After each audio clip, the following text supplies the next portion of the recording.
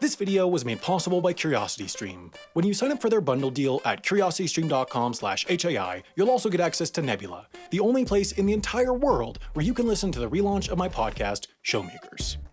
Hey, so you know what's fun? When someone in the comments says something like, "You sound just like the guy from Wendover," and then someone else replies, "He is the guy from Wendover, you idiot." And then the first person is like, "I knew that, I was making a joke, you doofus." And then the second person is like, "I actually think that you didn't know that, and now you're just trying to backtrack, you nitwit." And then the first person is like, "That's not true, and by the way, I think the world is run by lizards." And then the second person is like, "Well, clearly you're an insane conspiracy theorist, and by the way, the world is obviously run by animatronic raccoons." Oh wait, my mistake, that wasn't fun at all. I wonder why it happens in the comment section of every single video then. Let's try again. Hey, you know what's fun? Coins! They're like little tiny dollars, if dollars were round and made of metal, which by the way, they definitely should be because that would save the US literal billions of dollars. Coins are used for all kinds of things: collecting, opulent floor tiling, throwing them at strangers on the street, and sometimes even buying stuff. But right now, these metalheads, get it, they're metal and they have heads on them? I am a genius, are undergoing the same problem as the jokes in this video. There's a severe shortage of them. Well, technically it's not a shortage, even though that's what the news is calling it. But then again, the news once called this channel, quote, fascinating and educational.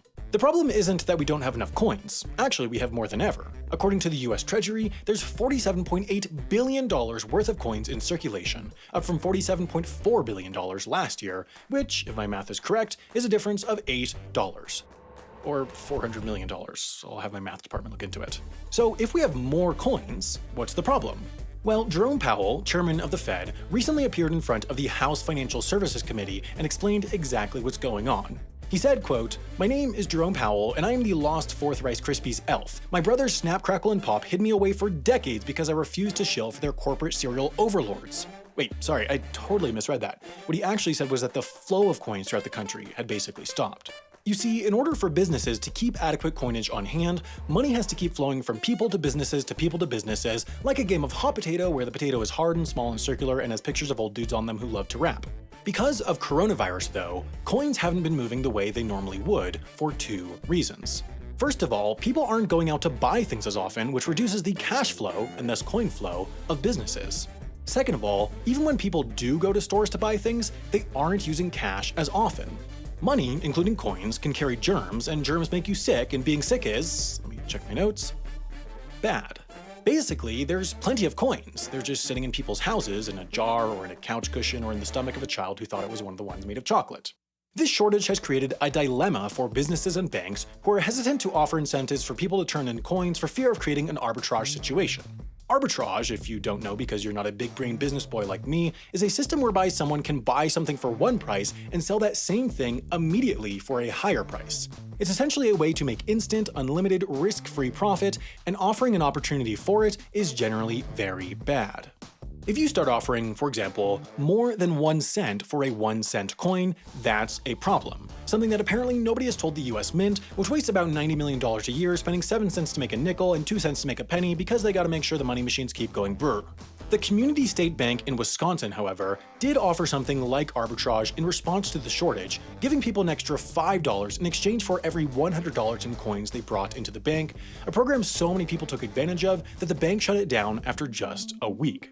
To try to help with the situation, the Federal Reserve, which is like the big daddy bank all the US's little baby banks rely on, instituted a cap on how many coins banks and other depository institutions can request from them to make sure that the coins stay evenly distributed throughout the country. After all, it would be bad if all the coins ended up in Nebraska or something, especially given that Nebraska doesn't exist. And further, although the Mint did have to temporarily reduce coin production because of COVID, since June they've been back on schedule producing 1.6 billion coins a month. Half of which, by the way, will be pennies, a currency so useless Americans throw away $62 million of them a year. Not that I'm annoyed about pennies or anything.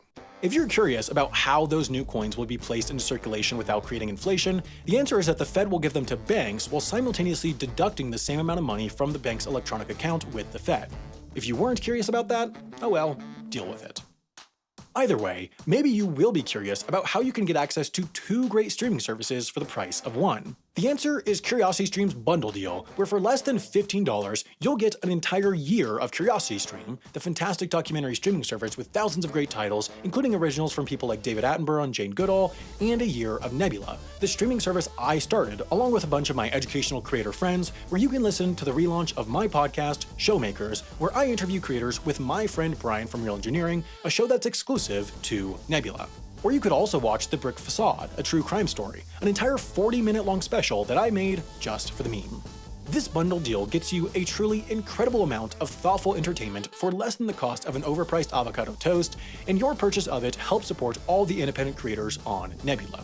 To get the bundle deal at its sale pricing of less than $15 a year, head over to curiositystream.com/HAI.